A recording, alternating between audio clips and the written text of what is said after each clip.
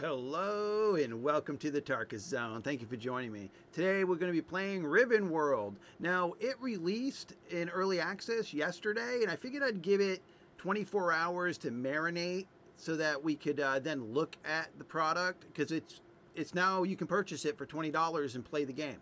And so they have a Discord channel. I'm actually on their Discord. I actually sit in their voice chat a lot.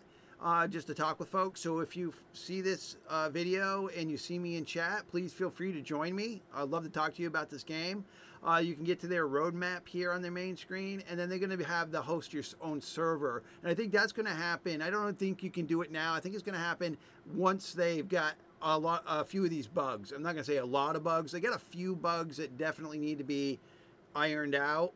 I think it's going well. I think the development team are being very proactive in resolving these issues, or at least telling people that, yes, we're aware of that, and this is how we're going to fix it, and we're going to hope to fix it by tomorrow. Not like I'm going to hope to fix it 3 weeks from now. So let's go to servers. These are the servers. Now, you might get thrown off here a little bit, so I'm going to explain them to you right now.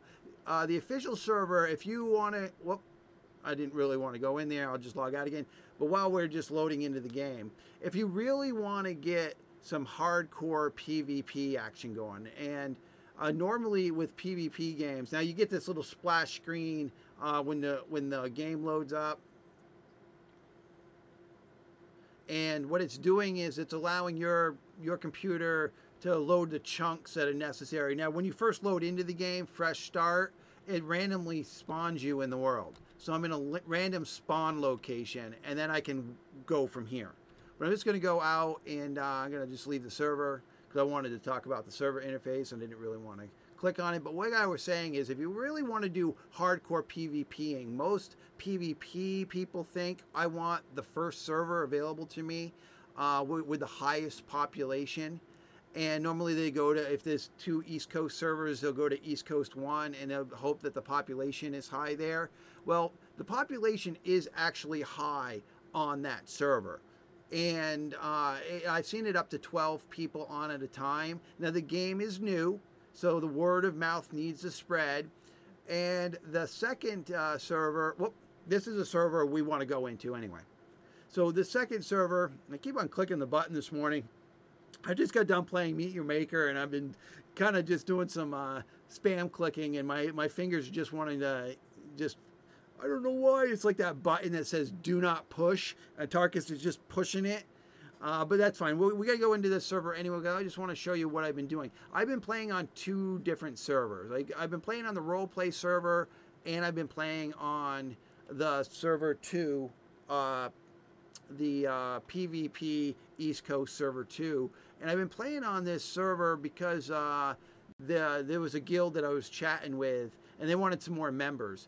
And what's nice about this game, and I apologize that it's so dark, and I apologize by logging in at night. It's a game mechanic. It's nighttime, so you can't see nothing. It'd be better if I had randomly logged in during the day, but that's not the case. So they wanted some players, and they own the throne. So one of the guys in the guild is the king. And then the other guild mates started, meckling about building stuff in the keep area so that they could protect the throne. And I said, guys, you don't have to walk those items back to here. Just carry a shrine token with you. So you've got these shrine tokens or land claim tokens that you can drop down at any time. And then in the game, you'll see in the number 3 slot, I've got a hammer. That allows me to pull the land token up. So if your team owns the kingdom and your team has the king in place, that's all you have to do is slap the shrine down and feed that shrine the resources, because those items automatically will go up to the king, because the king has a loot box where he gets all the taxes or all the items that people use to pay their taxes. So for example, you got your land claim shrine, you put it down in normal cases, and you build your property around it, protect that land claim shrine, but the world has a tax rate system. And if you don't pay your taxes, the world will come and destroy it.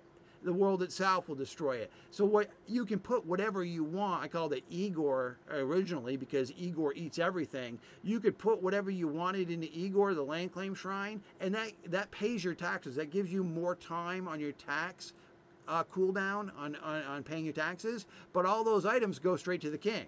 So if you're in the world where you're part of the people that own the kingdom, then just run those around, collect, slip them into the shrine. They auto send to the king because the king's got a chest that when he opens it, he gets all the bountiful, plentiful, everything that anyone's paid, the dung from the leaves to the sticks, because it can be anything, ends up in that chest. So whoever has the kingdom has a huge advantage. I mean, just a phenomenal, huge advantage because they're getting resource basically, like in Star Trek, I'm transporting it directly to the guy's hands. So in that room where that chest box is, you could then build a whole bunch of furnaces, a whole bunch of forges, and have some crafters in there, and that's all they have to do is go to that box all day long and pull the goods out that the other clan members are feeding to them. Huge advantage. So if you're trying to get on the server and want to take advantage of that advantage, you need to be able to take over the kingdom. So because this instant Star Trek transport material stuff is part of the game. And so the sun's coming up now. And I've built this this house here, and they wanted the guild wanted me to be able to send them resources. I came on to be a resource mule for them, and what I've done here is I secured one oil node next to the lake. So in this building, there's an oil node that spawns. You see, I don't have a top to this building. Don't put a top on the. If you want to secure a node and you want full access to it with a land claim, the whole bit. Then just leave the roof open, because if you put a roof on it, the node won't spawn. It has issues. I don't know what they are, so I don't put a roof on it. But I can get to this oil node, and then I get the oil, then I just slip it into the shrine, and they automatically are getting it. So I just come on, and basically I'm their oil mule. And there's a couple other resources here that I go and collect and slip it to them so that they have it up there. So I don't actually go up to the castle. I just come onto the server to basically spend 10-15 minutes feeding them resources, and and that's what I've been doing. So my main server is the roleplay server where I'm actually building another house. So I'm kind of spending time on both servers. So I built this thing. They got falling damage in the game now. I built this dock so that I could easily get water. So I can walk right here and get water without slipping in. So that made that easier. And then I could just boil the water here to get fresh water. I put this land claim token out here. Granted, somebody could destroy it and take this part of land. Really, I don't care. They can have it if they want it. If they want the dock system or if they want to build right next to me, I don't really care. The land claim token that is for this building, I'm not going to tell you where it is, but it's well hidden in that building. So, and it will take somebody a long time to break to where they need to get it to claim this building from me. All right, well, that's what I want to talk about here in the world of RivenWorld. That you want to get, the game is oriented to be part of a group. It just makes it easier for the battle system, the wane and weave of who's on top on the server. The king has a phenomenal advantage in this game. If you're king, you have a phenomenal advantage. I did want to go back one more screen and go over the server lists again. I promise I won't just spam the buttons so that we don't get hopping into another server. But before I leave this world, I do want to point out that they got the tree system working very well, and what I've been hearing on Discord is people have been very favorable with what they've played here. Granted, it's early access. Granted, it's got some bugs that need to be ironed out. That's par for the course. But overall, I've been hearing some really great people telling me some great things about the game that they found with the game, and I'm in chat with them or in voice with them, and I try not to spoil their fun because I know pretty much everything about the game and where every node is, because I've been playing this game for 180 hours.